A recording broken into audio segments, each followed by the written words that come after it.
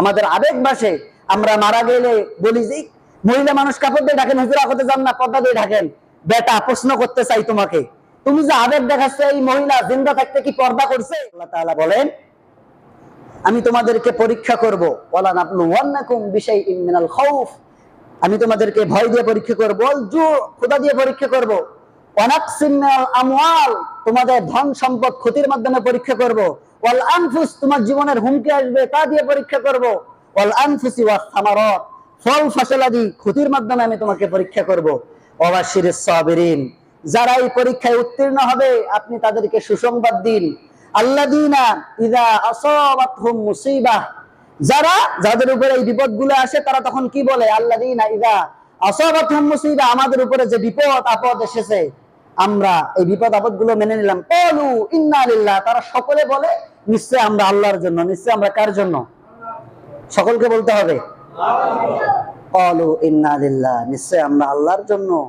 ওয়া ইন্না ইলাইহি রাজিউন, এবং আমরা সেই রবের দিকে আমরা ধাবিত হব। রবের দিক, আজকে যে ইনি মারা গেছেন, ইনি কোথায় চলে গেলেন? আল্লাহর দরবারে। আমাদের আবেগ বাসে মানুষ মারা গেলে আমাদের আবেগ, খুব আবেগে আপ্লুত, ভাই আতর দেন, তারপরে হচ্ছে কি গোলাপ জল দেন, এটা করেন সেটা করেন, হুজুর বুকে হাত দিয়ে দোয়া করে দেন। আরে আপনাকে বুঝতে হবে এই ব্যক্তি জিন্দা থাকতে বুকের মধ্যে আল্লাহর কালাম ছিল কিনা, রাসূলুল্লাহর মহব্বত সেই বুকের মধ্যে ছিল কিনা। রাসূলুল্লাহর মহব্বত যদি সেই বুকে না থাকে, বাস্তব জীবনে রাসূলুল্লাহর যে রেখে যাওয়া আদর্শ, সেই আদর্শ যদি বাস্তবায়নের চেষ্টা না করে, তার মুখে আলা মিল্লাতি রাসূলুল্লাহ বলে না যাই বলেন, তাকে রাসূলুল্লাহ সেই মরা লাশকে তার দলের মধ্যে অন্তর্ভুক্ত করবেন না। কথা বলেন ঠিক কিনা?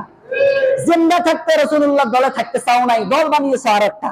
এখন কেন আমার দলে দলে তো মরছে পচা লাশ, একে আমি নিয়ে কি করবো? জিন্দা থাকতে রাসূলুল্লাহর কথা বলো নাই, রাসূলুল্লাহর আদর্শের কথা তুমি সমাজে বলো নাই, মুখ বন্ধ করেছিলে বুবা শয়তানের মতো। আমাদের আবেগ বাসে আমরা মারা গেলে বলি যে মহিলা মানুষ কাপড় দিয়ে ঢাকেন, হুজুরা হতে যান না, পর্দা দিয়ে ঢাকেন। বেটা, প্রশ্ন করতে চাই তোমাকে, তুমি যে আবেগ দেখাচ্ছ, এই মহিলা জিন্দা থাকতে কি পর্দা করছে? আমার বলো পর্দা করছে কিনা। এ যদি দুনিয়াতে বেঁচে থাকতে পর্দা করে থাকে তাহলে পর্দা করে টাকা রাখো, আর দুনিয়াতে রূপ সৌন্দর্য যদি মানুষকে দেখিয়ে থাকে, একে পর্দা দিয়ে কোনো লাভ নাই। কথা বলেন ঠিক কিনা? সত্য কথাগুলো বলি, ভয় করি না কাউকে, ভয় করি একজনকে। কাকে? কাউকে ভয় করি না। আমি প্রথম দিনে এসে বলেছি, কাউকে দেখে আমি টেরাই না, কথা বলি না। আমি আল্লাহর বান্দা, আল্লাহ যা বলতে বলেছেন আমি যতটুকু কোরআন হাদিস স্টাডি করে বুঝতে পেরেছি তা আমি আমার মুসল্লিদেরকে বুঝাবো। এটা আমার দায়িত্ব। এটা আমার কি দায়িত্ব?